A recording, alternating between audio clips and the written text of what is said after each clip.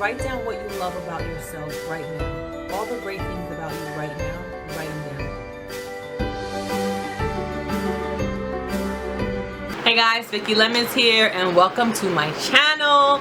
If you are new, welcome, and if you are returning, welcome back. I am so thankful to have you here. So this video is about marriage. Is marriage 50-50? Well, in my marriage, our marriage is not 50-50. And I'm not talking about things like paying bills, our cooking, cleaning the house, things like that. The way we express love, everything is not 50-50. I'm not talking about those things. Those things, if you've watched any of my other relationship videos, marriage to me, the number one rule in my marriage is your marriage, your rules. That's the number one rule to me according to marriage. It doesn't matter if I do XYZ in my marriage. If you think it's stupid, good for you, but it's not to us in our marriage. Whatever rules and boundaries you create regarding those things in your marriage, they should be unique to you, into your union. It shouldn't matter what anyone else thinks about that. So that's not what this is about. It's not about how you pay your bills. It's not about who pays for dinner when you go out. It's not about, all that changes from marriage to marriage. And one isn't right, one isn't wrong. It's just the way you choose to do things in your marriage.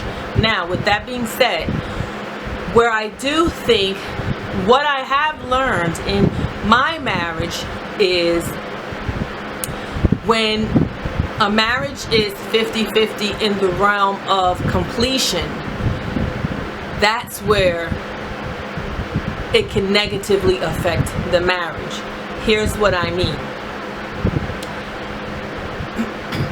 When two incomplete people join in that union of marriage and they expect the other person to help them grow, to help them become the person they were created to be, to help them thrive and be the best version of themselves, I believe that is where a lot of marriages fail. That's because there's no individuality.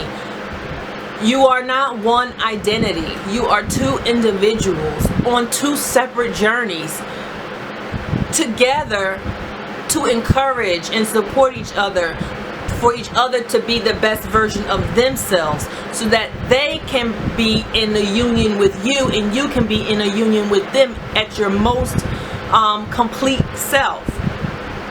It is not my husband's responsibility for me to become the best version of myself. That responsibility falls on me. It is not my responsibility to help my husband become the best version of himself. That responsibility is on him. It is my job to help support and encourage him to reach his goals, to accomplish the things he wants to. But it's not my job to make him be that. It's not my job to give him his path, and it's not his job to give me mine. And my path is not his path, and his path is not my path. Our paths are separate. We have separate goals, separate. What I've learned is having separate goals, almost separate lives in the sense of who we are, is what has allowed us to grow and thrive in our marriage. Because when there's one person in the marriage who doesn't feel complete, both of you cannot be complete or fulfilled, or you both can be lacking. But one person may be okay with that and the other person may not be, and you can feel resentment toward the person who doesn't feel anything about it, because you feel like you made me stuck. You kept me stuck here because you didn't want anything for yourself. Well, what does that person, what does your partner not wanting more for themselves have to do with you not getting more for yourself? Nothing. It doesn't matter that that person doesn't want more for you to not grow. Now, once you have put the work into you and you have grown, then maybe what you might find is that maybe you've inspired that person to want to do more, want to be more, to try and Maybe you doing more and being more motivates them to do more and be more. But it's not their responsibility to encourage. It's not their responsibility to make you more, to make you become the better version of yourself. You have to put the work into you. You have to do that for you.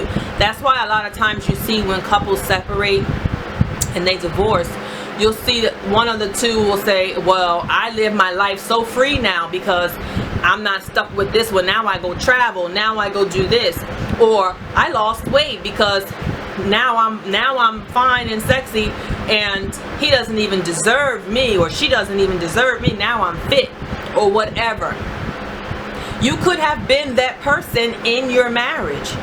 That person didn't stop you from thriving, unless they physically held you down in a chair, which I pray has not happened. They didn't stop you. Maybe they didn't encourage you to become that person. Maybe that's the case. But they didn't stop you. You could have always been that person that traveled. You could have always been that person that's in shape. You could have always been that person that loved yourself. You just chose to allow the comfortness of your relationship to take over. You got stagnant. You became one identity instead of two separate identities on a journey together. And what I found that in my personal relationship of 22 years married is that once I started to embrace that thought process, yeah, our lives, my husband and we do so many things differently because we are complete opposites. I mean, complete opposites. But where we are the same is in our values and our morals and the respect we have for each other. So once I started to hone in on who I was and who I wanted to be, it started to get further and further away from the identity that I was for so long. But that doesn't hinder my relationship. Does it change my relationship? Yes, it changes the dynamic because I'm not that same person. And that's okay. I don't need to be that same person, but I'm still the same person where it matters. I'm still the same person in how I love him. I'm still the same person in how I value our union. I'm still the same person in how I value him as an individual, and vice versa. So I think that when it comes time to marriage, it's not 50-50. It should be 100-100. And I got married young. I was 19 when I got married. So in my teens, my 20s, and my 30s, and now in my 40s, people change. And when you're married young, you don't know who you are. Okay? You don't. So you tend to go through life together. Your identity is kind of molded together, right? So as you're building it and separating yourself,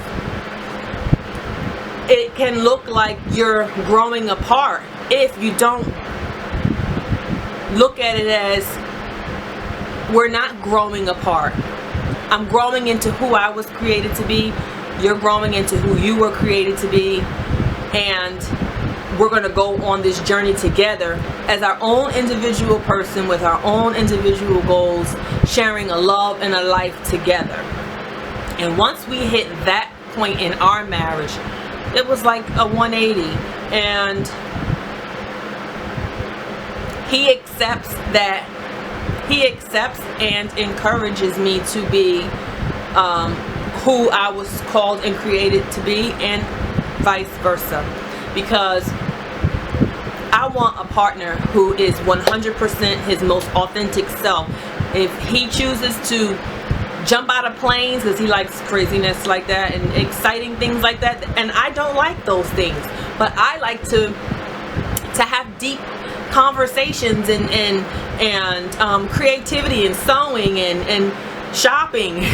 I like different things. I like to write. I like different things than he does. But guess what? That's okay. I don't need to wait to see if it shouldn't take us to be apart for me to find myself. I should be able to find myself in my union. even better, but we were married, so we were married young, so I wasn't able to do that. But if you are older, getting married, going into a relationship should be 100. And even if you haven't fully found yourself, you aren't fully fulfilled, allow room for that growth on both ends. Allow your partner to grow and allow room for you to grow, because we all change. You know, you have to learn to want to love the person your partner will be tomorrow, not just who they are today. And that for me is the pivotal message out of this. 100 is the relationship. Marriages 50-50 don't work in the realm of 50-50 complete, so that you all together are complete as one. No, he can't complete me and I can't complete him, but I can complete me and he can complete himself, and we can come into this thing 100 on our own ground, on our own thing, creating our own worlds, and doing it on the same journey, doing it in love, doing it encouraging each other to be you know, the most fascinating versions of themselves. So I don't know, let me know if you've gained something from this video. I hope it has helped someone, and as always, don't forget to like and subscribe, guys. I thank you for watching, and God bless.